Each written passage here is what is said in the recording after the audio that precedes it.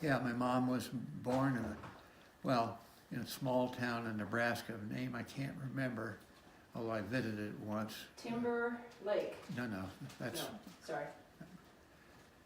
I visited it once, many, many years. It was still just a tiny little town, driving through on a Sunday morning, and somebody on a pickup went by and waved at me. Didn't know who the hell I was. It was nice. Anyway, her dad set up hardware stores in towns around the Midwest while they moved around. And there's Frank, or Francis Taylor. And I think he was maybe from Minnesota someplace originally, but Mother never talked about it because he died when Mom was 10 or 11, back in B19, I think it was 1913 or 14. He died when he was running his own hardware store up in Edmonton, Alberta, Canada. He had a heart attack. So, don't know much about him other than he was a good businessman. Then when he died, my grandmother, my mother's mother, who was from Timber Lake, South Dakota, little town in north central South Dakota. And her parents lived there, the Albion and Mary Jane Hardy, my grandma's parents. So they moved back. The mom and her sister was 10 years older than her, back at the Timber Lake area where great-grandma and Grandma Hardy had I guess it was a 40-acre homestead, and there are several other their cousins and whatnot that lived around there that had homesteads. And she raised my mom on the homestead. It was, I think, about 12 miles outside of Timber Lake. Mother would take during the week, take a buggy in to Timber Lake to go to school. And the old school was there for many years. I saw it once, but last time we were in Timber Lake, this year, 2018, I didn't see the old brick school anymore. Hold on. Okay, yeah. She stayed with somebody in town during the school week, and then on the weekends buggied back out to the homestead. Timber Lake's still a nice little town. We've been through it recently. Very small, and they. So she lived with her mom and her grandmother? Mom and her grandmother and grandfather. And this is Nellie Taylor. Yeah, Nellie Taylor.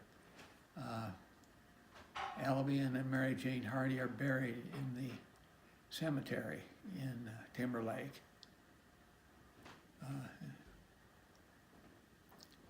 And of course, Mom went on to college at Iowa State, met Dad there.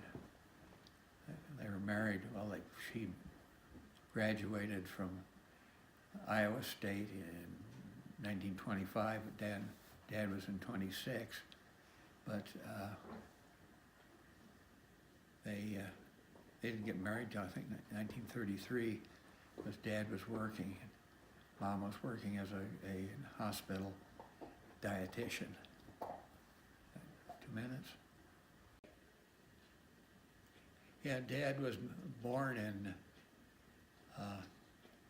Kasota, Minnesota, a little tiny town near St. Peter, oldest of 5 kids. And we've got a picture of him when Dad looked like maybe 5 years old. Grandpa moved the family out to South Dakota to get some homesteading land, which they're giving away free. All you had to do was update it and live there 1 year, and you got the land. And there's a photo of Dad, Grandma well dressed up, Grandpa in farming stuff, and the sod house what they lived in behind them. And I guess they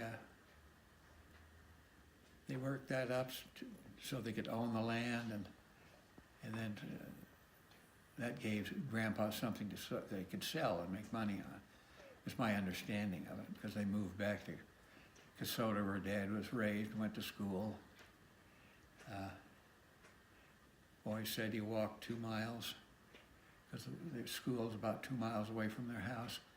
But at his funeral, I was talking to one of the ladies who knew him. She says, oh, he always, if he could, hitched a ride on our buggy when we were going to school. So he wasn't a dummy. But and Dad decided, he said, I want to go to the school, the best agricultural school I can find. And that was Iowa State University. So he hitched up and got a ride to Iowa State when it was time to go to college. Went in there, and I guess talked to the president, said, how much money you got? He said, well, I've got $75. And the president said, well, you'll need to get a job to make some money, because they didn't have a lot of money. But anyway, he was always very active in social stuff, working with different campus organizations stuff. Kept him so busy it took 5 years to get through college, so he didn't graduate till 1926.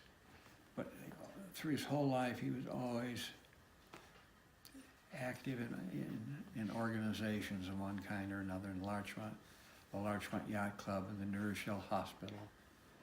And when he went back to church in his older age, he was active with the church organizations, the Presbyterian Church in Larchmont, New York. Was always disappointed in me because I didn't partake in a lot of organizations, but I had a lot more trouble going through college because I have poor rote memory and read slowly. So I didn't have the time, or at least I didn't think I had the time to work in other organizations. But we were entirely different people as that goes, or in that Regard. sense. Yeah. He was outgoing, and you Yeah. were not, a No, little yeah. more of an introvert. Yeah,